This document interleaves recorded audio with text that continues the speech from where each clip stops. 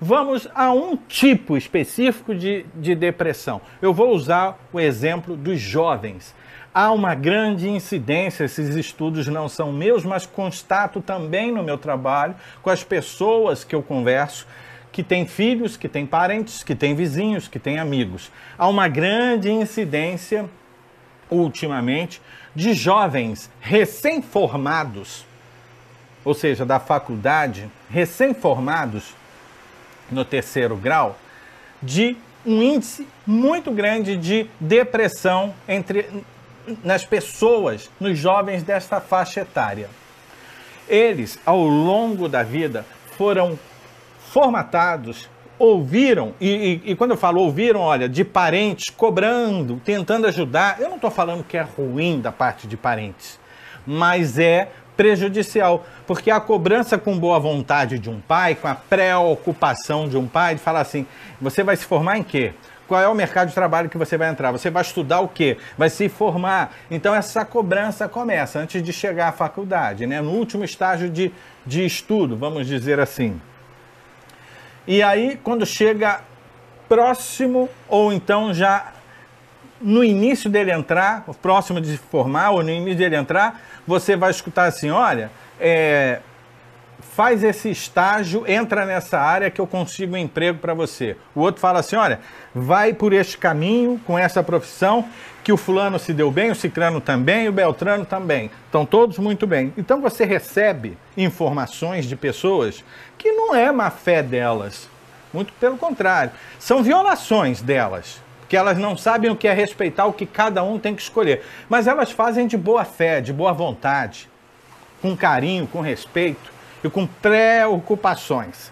Então, elas te abarrotam de crenças. E você também, mesmo que não recebas as influências do seu meio familiar, do seu meio social, do seu meio cultural, você desenvolve as suas, você cria as suas expectativas. Olha, eu quero me formar em medicina porque o mercado está em ascensão.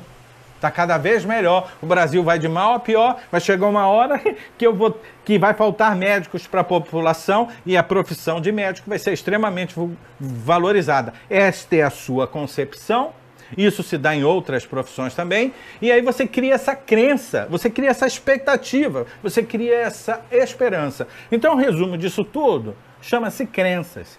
Então você é bombardeado de todos os lados e você desenvolve a sua. E aí você se esforça, você vai lá, você é o rapaz, né, o jovem, vai lá, estuda pra caramba, batalha pra caramba, faz tudo que cobraram a ele, e aí quando ele conclui, ele cai na real. Não é nada daquilo que prometeram, não é nada daquilo que ele idealizou. E aí o que acontece? O mental dele pega essa frustração e começa a jogar as mais variadas pressões mentais nele. O próprio mental. É claro que há uma cobrança familiar, há também uma comoção, tadinho, se formou, não está conseguindo emprego. E aí esse conjunto de fatores, principalmente a frustração dele, que ele começa a constatar sozinho, que inseriram ilusão nele, que o que falaram não era bem assim, que o mercado de trabalho é uma merda, que o Brasil só piorou, que a medicina não é o que ele esperava. E olha, só piorando, só piorando. Isso tudo vai sufocando, porque o mental só faz isso. E continua, e continua. E os pensamentos não param, os pensamentos não param. Chega uma hora que isso é tão massificante, isso é tão estressante que o indivíduo desaba. E aí ele cai em depressão. Ele cai em depressão. Para vocês que estão prestando atenção nesse esclarecimento detalhado em cima só de um exemplo que eu estou dando, há milhares de exemplos, eu estou trazendo só um, tá? Então, são as crenças. Não tem... Agora, quando você sabe disso, quando a gente troca isso nesse trabalho, você que sabe como se desenrola, o que causa a depressão, você não cai mais nessa. Mas é importante saber que o que causa depressão são as crenças. adotadas e inseridas no indivíduo. Ele toma como verdade. Simples assim. É essa a resposta. As crenças que o indivíduo adota, que inserem nele e ele aceita e adota, ele passa a crer naquilo e cria expectativa sobre aquilo, e as que ele desenvolve, ele sozinho desenvolve. Em muitos casos ele desenvolve mais do que recebe, em outros casos ele só recebe e não desenvolve nada. Cada humano é um universo.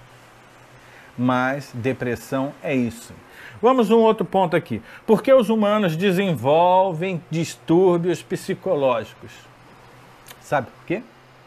Por causa das crenças. Eu estava vendo ontem, estava zapeando os canais, aí parou num filme da vida da Elis Regina. Mostrou mais para o final do filme, né, as consequências que levaram à morte da Elis. Alguns da imprensa falaram em suicídio, outros falaram em overdose. E outros têm outros argumentos. Isso para a gente não interessa. Eu quero usar, eu não estou aqui em momento algum que o que eu vou falar agora é verdade. Eu vou usar o exemplo do filme. Então, a personagem retratada no filme mostrava-se uma autocobrança absurda. Ela manifestava o peso da cobrança popular da posição que ela ocupava pelo seu talento como grande cantora. Então, ela era extremamente autocrítica e ela era intimamente massacrante mentalmente contra ela mesma. Foi retratado isso no filme. E ela se aprofundou, ou seja, ou procurou refúgio, não sei. Ela começou a ser usuária de álcool e drogas. Porque a pressão mental era tanta que o próprio indivíduo se faz com suas crenças, que ele, não é o caso dela, da personagem do filme, que a pessoa começa a entrar literalmente em paranoia. E quais são os motivos para ela entrar em paranoia? É uma perseguição mental do que ela acha, do que ela crê.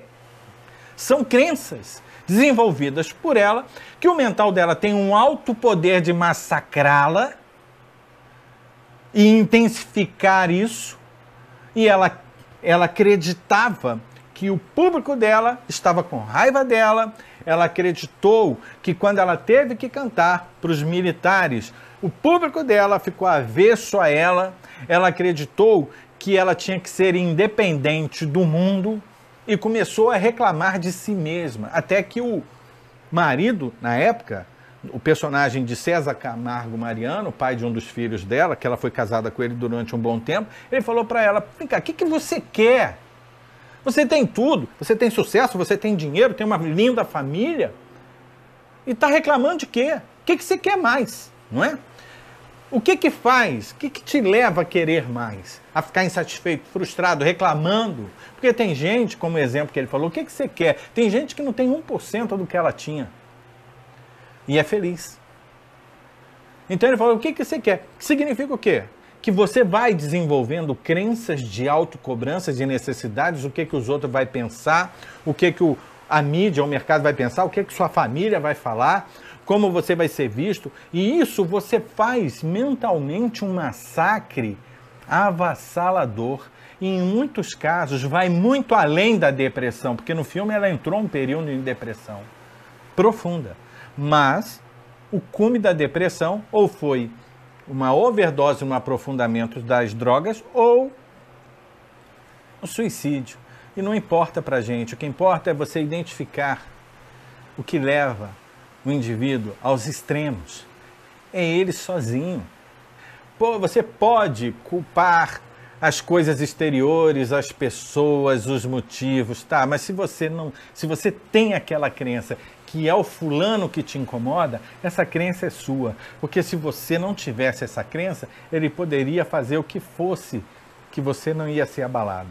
Então, olha aí, a raiz do problema, a raiz dos motivos de todas, sem exceção, demências mentais humanas. Tá bom? É óbvio, olha para isso. É o que você crê e é você que se faz, é você que se massacra. É você, só você. Quando você vê claramente como as crenças são construídas e usadas pelo mental, basta olhar. Se você enxerga, de fato, você não está falando, respondendo, eu li o Antônio falar que são as crenças. São as crenças, Antônio, tá aí, são as crenças. Você não sabe, você está repetindo. Isso é muito diferente. Se você faz autoobservação, você vê o que as suas crenças ao longo da sua vida fizeram e fazem e te colocam daquela maneira. Você tem que observar isso.